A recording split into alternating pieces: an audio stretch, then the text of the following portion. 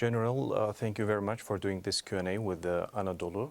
Let's start with the newest story, which is the F-16 sale to Turkey.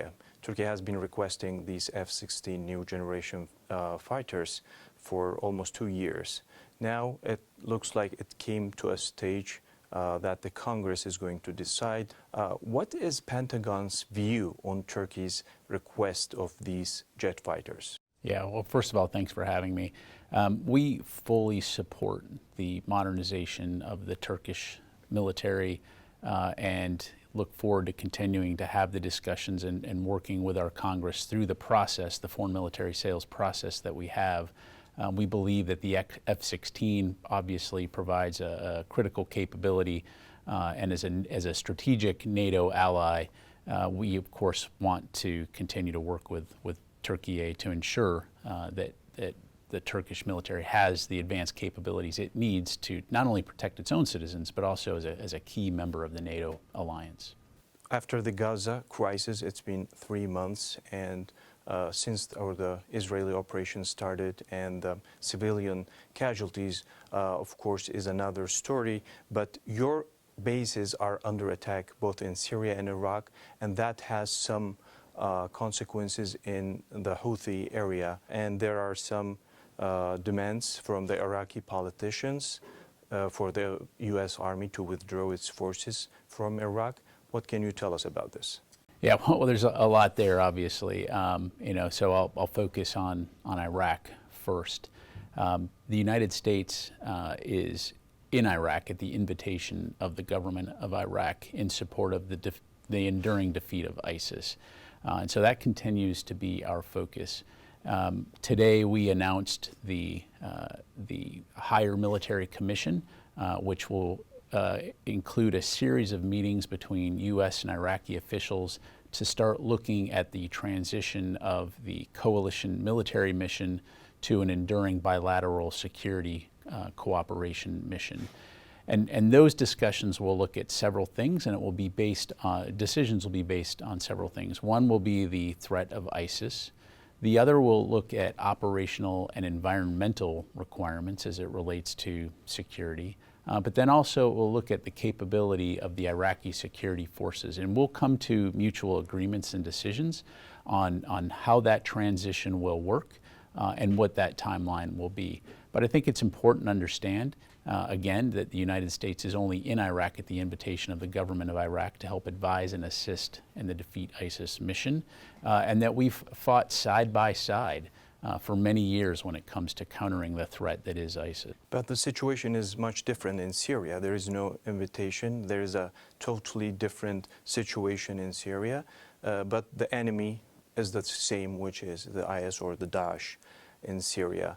And your NATO ally, Turkey, is very uncomfortable with you dealing with forces like SDF, which Ankara claims that they are the extension of the PKK terrorist group. Do you have anything in mind or something new coming up to collaborate more with Turkey as a NATO ally with you in dealing with this problem in the region? Well, first of all, as you well know, as a strategic ally, the United States has worked very closely with Turkey for decades when it comes to addressing regional security issues, and we always value very much Turkey's perspective and certainly value the partnership that we have. When it comes to ISIS in Syria, again, what we saw almost 10 years ago is in this ungoverned space in northeastern Syria and large parts of Syria was ISIS taking advantage of that and expanding. We're at a place right now where it's very important that we continue to ensure that they can't come back to the levels that they were. When it comes to the Syrian Democratic Forces, the United States has worked very closely with them as a partner, as well as many other nations, to again ensure that ISIS can't come back.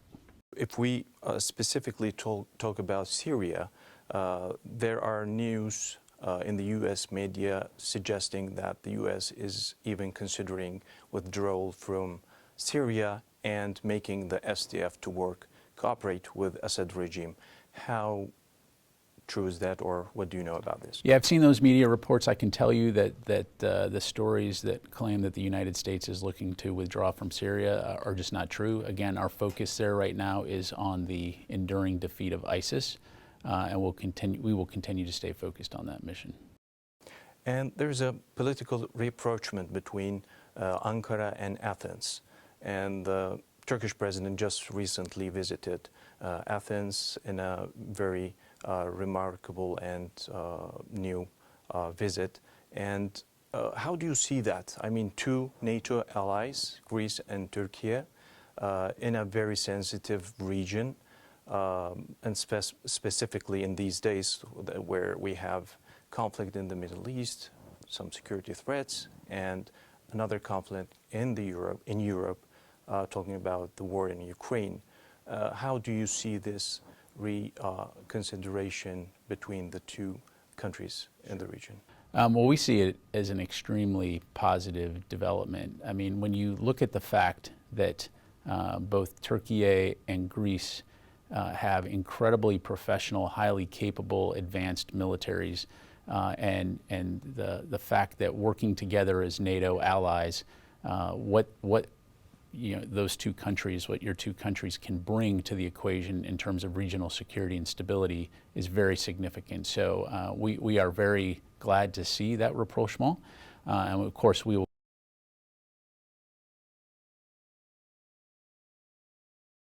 And you've served in Incirlik, in Adana, and you have new bases in Greece as well.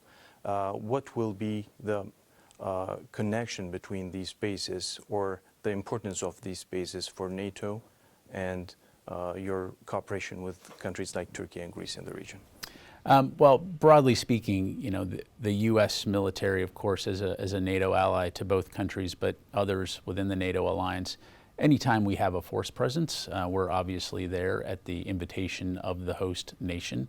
And so, again, those are questions that are related to what the mission requirements are for NATO, conversations with host nations, whether it be Turkey, Greece, or others, in terms of what capabilities can help contribute to that broader alliance.